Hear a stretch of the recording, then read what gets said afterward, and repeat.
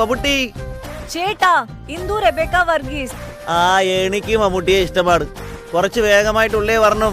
Ranjith, ഇതെന്തെങ്ങനെ Mammootty Mohanlal?